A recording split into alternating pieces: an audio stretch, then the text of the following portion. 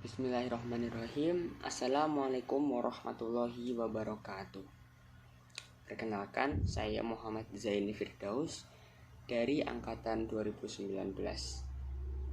Baiklah, di sini saya akan menjelaskan tentang apa yang saya dapatkan pada praktikum farmakologi tentang analgetik dan antiinflamasi. Sebelumnya, saya akan menjelaskan analgetik dan arti dari inflamasi. Analgetik sendiri memiliki definisi obat penghilang rasa nyeri. Nyeri yang pada umumnya merupakan gejala paling sering dialami oleh masyarakat atau gejala umum yang dialami oleh masyarakat. Kemudian antiinflamasi memiliki definisi obat untuk menghilangkan gejala inflamasi seperti peradangan, tapi tidak berhubungan dengan penyebabnya. Pembagian antiinflamasi itu terbagi menjadi dua, yakni ada antiinflamasi dan AINS atau antiinflamasi non-steroid. Kemudian definisi nyeri sendiri merupakan sensasi sensorik dan emosional yang tidak menyenangkan, pengalaman terkait dan kerusakan jaringan aktual atau potensial, atau merupakan gambaran kerusakan. Jadi nyeri itu merupakan sesuatu yang terdampak pada syaraf pada tubuh kita. Patofisiologis nyeri merupakan sebuah kerusakan jaringan.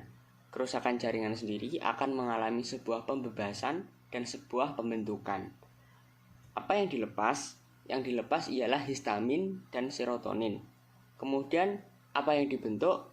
Yang dibentuk itu adalah leukotrin, bradikinin, dan prostaglandin. Baiklah, selanjutnya kita akan masuk kepada metode uji analgetik. Baiklah, di sini uji analgetik memiliki beberapa cara atau beberapa metode yang dilakukan. Yang pertama ada metode Gilliatt, kemudian ada metode panas, kemudian ada metode mekanik, dan yang terakhir adalah metode listrik. Selanjutnya tahap-tahap patofisiologis. Itu terbagi menjadi 4. Yang pertama ada transduksi, kedua transmisi, ketiga modulasi, dan keempat persepsi. Untuk transduksi yakni proses inflamasi yang teraktivasi rasa nyeri karena proses kimiawi. Kemudian transmisi memiliki definisi proses penyaluran impuls sensorik dilakukan oleh serabut alfa delta bermielin dan serabut CC tidak bermielin. Serabut-serabut inilah yang membuat respon tersebut menjadi cepat. Ketiga modulasi, yakni impuls mengalami penyaringan pada medula spinalis sebelum dilanjutkan ke korteks cerebri. Yang terakhir yakni persepsi, tahap akhir. Bagaimana rasa nyeri itu, letak di mana rasa nyeri, dan bagaimana otak mempersepsikan rasa nyeri terhadap tubuh. Kemudian selanjutnya pembagian patofisiologis.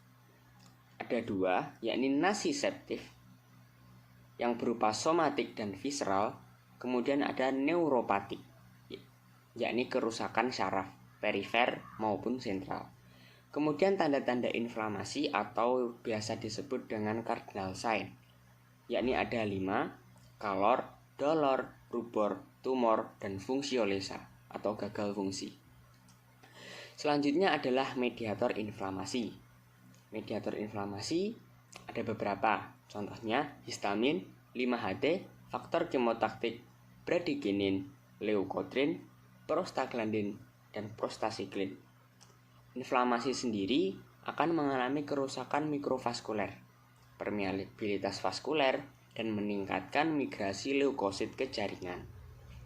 Kemudian untuk mekanisme kerjanya sendiri, yakni berawal dari sel, membran fosfolipid, kemudian ada enzim fosfolipid A2, kemudian enzim itu akan melepaskan arachidonat.